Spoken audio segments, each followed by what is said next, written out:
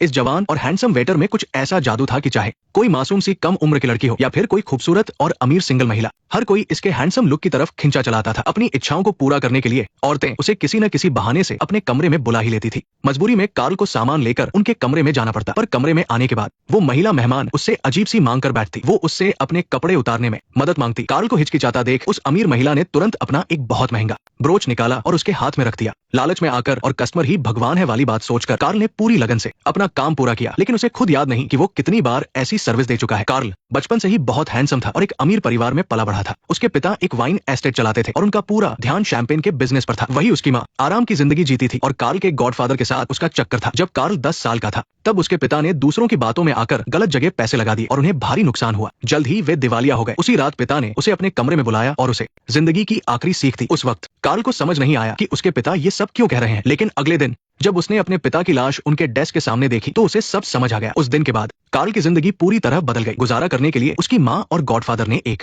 छोटा सा मोटेल खोल लिया और उसे भी वहाँ भारी भरकम काम करना पड़ता। जब वो उस छोटी सी रसोई में काम करता तो उसने खुद से कसम खाई कि वो एक दिन यहाँ से जरूर भागेगा। वह तेजी से बीता और कार्ल एक हैंडसम नौजवान बन गया। जब उसे पता चला कि उसके गॉडफादर पेरिस के एक बड़े होटल के मालिक को जानते हैं तो उसने तुरंत उनसे एक सिफारिशी चिट्ठी लिखवाई ताकि वो बाहर की दुनिया में जाकर अपनी किस्मत बदल सके। उसने अपनी मीठी बातों से गॉडफादर को मना लिया और उनसे कुछ पैसे भी ले लिए। कार्ल अकेला ही बड़े शहर में अपनी किस्मत आजमाने आ गया। उसे पता था कि काम से पहले आपका लुक अच्छा होना चाहिए, इसलिए उसने अपने सारे पैसों से एक बढ़िया सा सूट सिलवा लिया। उसके हैंडसम लुक की वजह से एक लड़की की नजर उस पर पड़ गई और उस लड़की के बोल्ड और खूबसूरत अंदाज ने कार्ल को भी अपनी तरफ खींच लिया। वो तुरंत भागकर उसके पास गया और अपनी जेबें खाली करके दिखाया कि उसके पास पैसे नहीं है, लेकिन लड़की को कोई फर्क नहीं पड़ा। उसने एक सीटी बजाई और एक बग्घी बुला ली। बिना कुछ कहे उसने कार्ल को अंदर खींच लिया। मेरा नाम कार्ल है और मेरा नाम सारा है। इस तरह कार्ल अपनी जिंदगी के प्यार सारा से मिला। जल्द ही वो दोनों रिलेशनशिप में आ गए। प्यार के इस नशे में कार्ल थोड़े समय के लिए अपना करियर बनाने का सपना भूल गया और सारा के साथ खो गया। लेकिन उनके सामने एक बहुत बड़ी मुश्किल आ खड़ी हुई। उस वक्त हर जवान लड़के को सेना में भर्ती होना जरूरी था। इससे बचने के लिए कार्ल ने मेडिकल टेस्ट में बीमार पड़ने का नाटक करने की सोची, लेकिन वहाँ का नजारा देखकर उसे समझ आ गया कि ये कोई काम नहीं आने वाला।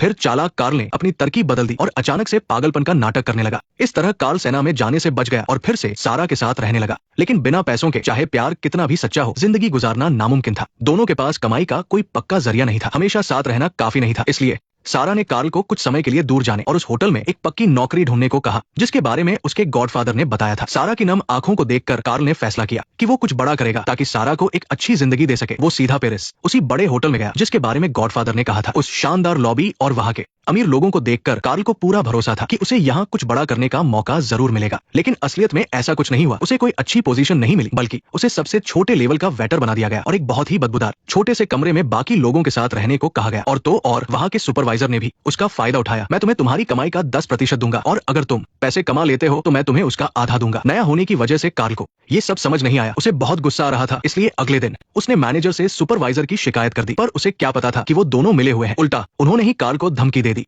ऊपर से देखने में लगा कि कार्ल डर गया है, लेकिन वहां से निकलते ही वो सीधा जनरल मैनेजर के पास शिकायत करने पहुंच गया। लेकिन नतीजा वही निकला। जब कार्ल को समझ आ गया कि इस दुनिया में इंसाफ नाम की कोई चीज नहीं है, तो उसने अपनी इज्जत साइड में रखी और चुपचाप लिफ्ट सर्विस का काम करने लगा। लेकिन जल्द ही उसके हैंडसम लुक की वजह से होटल की एक अमीर मेहमान मिसेस स्मिथ की नजर उस पर पड़ गई। पैसों की खातिर उसने पहली बार अपना आत्मसम्मान ताक पर रख दिया। उसी रात मीटिंग में उसने मिसेस स्मिथ से मिले गहने सुपरवाइजर को दे दिए, लेकिन वो लालची सुपरवाइजर उसे परेशान करने लगा। उसने कार्ल से कहा कि वो खुद जाकर गहने गिरवी रखे और चाहे वो कितने में भी बिके, उसे हर हाल में सारे पैसे जमा कराने होंगे। जब कार्ल वो गहने लेकर दुकान पर पहुंचा तो उस लालची दुकानदार ने कहा कि वो इसके बहुत कम पैसे देगा। ये कीमत कार्ल को मंजूर नहीं थी। उसने तुरंत गहने उठाए और वहां से जाने लगा, लेकिन तभी दुकानदार ने उसे रोका। कार्ल पीछे मुड़ा और उसने कुछ ऐसा कहा जिससे दुकानदार डर गया। दुकानदार को लगा कि ये खूबसूरत नौजवान भविष्य में उसका कोई बड़ा ग्राहक बन सकता है, इसलिए आखिरकार उसने उसे अच्छी रकम दे दी। होटल लौटकर कार्ल ने पैसे निकाले और सुपरवाइजर को दे दिए। इतने पैसे देखकर वो खुशी से फूल नहीं समाया, लेकिन उस लालची सुपरवाइजर ने कार्ल को बताया कि मिसेस स्मिथ ने उसे फिर से अपने कमरे में सर्विस देने के लिए बुलाया है। हालांकि कार्ल ने कहा कि उसकी शिफ्ट खत्म हो गई है, लेकिन सुपरवाइजर ने उसे जबरदस्ती वहां भेज दिया। भले ही कार्ल अब बहुत थक चुका था, लेकिन उसे फिर से हालातों के आगे झुकना पड़ा। आगे के दिनों में कार्ल मिसेस स्मिथ का खास आदमी बन गया था। चालाक कार्ल पूरी कोशिश करता कि वो मिसेस स्मिथ की हर अजीब इच्छा पूरी करे और इसके बदले उसे बहुत पैसे भी मिलते। इसके अलावा कार्ल की अच्छी सर्विस की वजह से उसे पहचान मिली। मिसेस स्मिथ के पहचान वालों की मदद से उसे जल्द ही बार के वेटर के तौर पर प्रमोट कर दिया गया। अपने हैंडसम लुक और तेज दिमाग से वो जल्द ही इस काम में भी माहिर हो गया। लेकिन एक दिन उसे वहाँ एक जाना पहचाना चेहरा दिखा सारा, लेकिन एक बार वेटर होने के नाते उसे हर समय अपनी हरकतों पर ध्यान देना होता था, इसलिए उसने अपने जज्बातों को दबाया और फिलहाल सारा को एक महत्वपूर्ण मेहमान की तरह ट्रीट करने लगा। क्रूल के शराब डालने जाने के दौरान बहुत समय बाद मिली साशा अपने अंदर के प्यार को रोक नहीं पा रही थी। वो खुद उसके पास गई, लेकिन क्रूल ने बस थोड़ी सी ही दिलचस्पी दिखाई। वो इसके चलते अपनी नौकरी नहीं खोना चाहता था। जब उसे पता चला कि साशा इस बार उसके भरोसे आई है और वो पहले से ही कंगाल हो चुकी है, तो क्रूल ने तुरंत अपने दिमाग में एक धोखे का प्लान बना लिया। साशा भी क्रूल का इशारा तुरंत समझ गई। साशा जैसी लड़की के लिए जो पहले एक एस्कॉर्ट रह चुकी थी, किसी भी आदमी को अपने जाल में फंसाना बाएं हाथ का खेल था। इसलिए साशा जानबूझकर मार्क्विस के पास से गुजरी और ऐसा दिखावा किया जैसे गलती से उसका दस्ताना गिर गया हो। बस उंगलियों के एक हल्के से स्पर्श से ही मार्क्विस साशा की खूबसूरती का दीवाना हो गया। इस तरह मार्क्विस बहुत जल्दी उनके जाल में फंस गया। कुछ समय एक साथ बिताने के बाद मार्क्विस का दिल पूरी तरह से साशा पर आ गया। वहीं दूसरी तरफ क्रूल की जिंदगी बहुत ही भागदौड़ भरी हो गई थी। उसे दिन में काम करना पड़ता था और रात में मैडम ओप और साशा के बीच वक्त बिताना पड़ता था। साथ ही मैडम ओप से मिलने वाले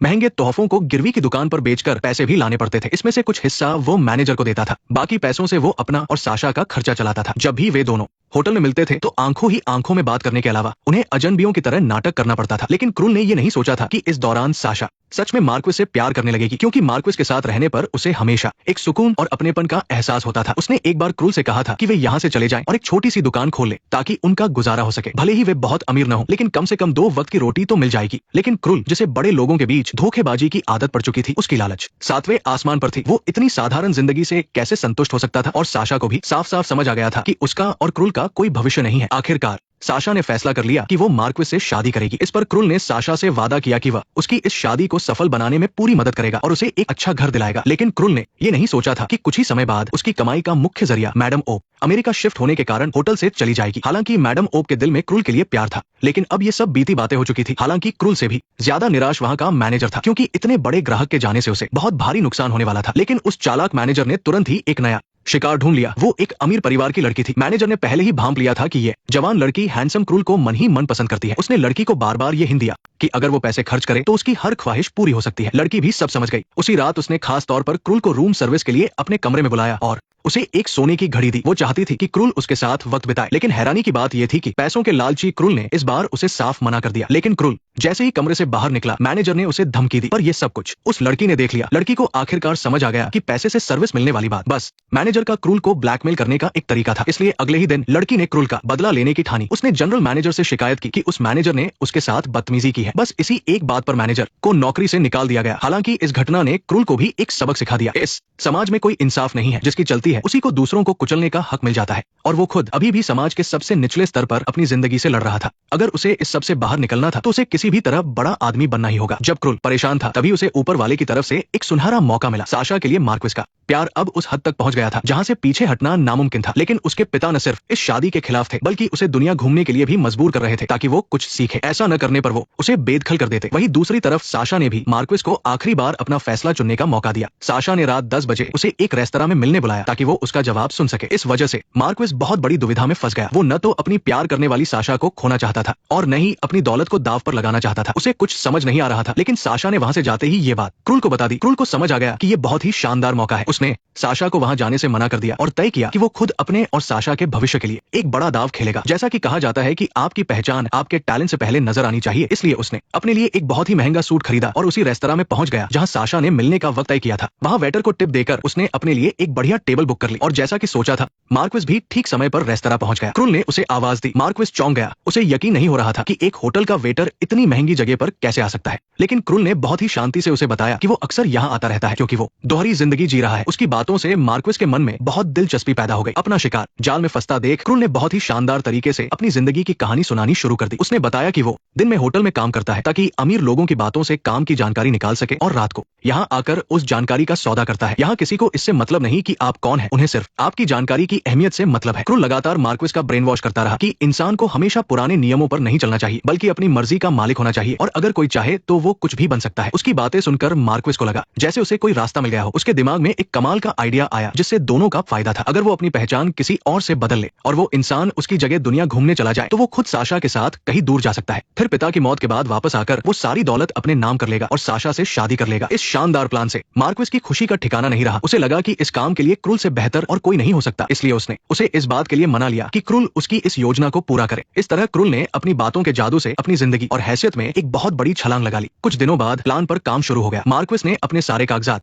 यहाँ तक कि खानदान की सबसे अहम अंगूठी भी दे दी ताकि क्रूल आगे चलकर उसकी पहचान के साथ जी सके। दोनों के बीच सब कुछ तय होने के बाद जब मार्क्विस साशा को लेकर जाने लगा तो क्रूल ने उन्हें दिल से अपनी शुभकामनाएं दी। हालांकि तभी साशा पीछे हट गई, अपने सामने उस आदमी को देखकर जिससे वो हमेशा बेइंतहा प्यार करती थी। उसका दिल टूट गया और उसकी आंखों से आंसू बहने लगे। साशा की इस हरकत को देखकर मार्क्विस को भी शक हो गया कि कुछ तो गड़बड़ है। खुद से प्यार करने वाले दो आदमियों के बीच फंसकर आखिरकार साशा ने एक मुश्किल फैसला लिया और मार्क्विस के साथ जाने का मन बना लिया। हालांकि मार्क्विस जानता था कि ये सब एक धोखा है, फिर भी उसने उन्हें माफ करने का फैसला किया। उन दोनों को दूर जाते देख क्रूल को लगा जैसे उसके अंदर सब कुछ खत्म हो गया है। भले ही उसने जिंदगी में जो चाहा वो पा लिया, लेकिन उसने अपने प्यार को खो दिया था। जैसे ही ट्रेन धीरे धीरे आगे बढ़ी वो एक बच्चे की तरह रोने लगा। कुछ हफ्तों बाद क्रूल समंदर पार जाने वाले जहाज पर चढ़ गया। उसने मार्क्विस की पहचान के साथ पूरी दुनिया घूमने का सफर शुरू किया। उस विशाल समंदर को देखते हुए उसे लगा जैसे वो अपने पिता को देख रहा है। उसने अपने पिता को निराश नहीं किया था। उसे समझ आ गया था कि उसकी कहानी अभी तो बस शुरू हुई है। अब वो अपनी एक नई पहचान और जिंदगी बनाएगा। फॉलो कर लो वरना अगली वीडियो मिस हो जाएगी।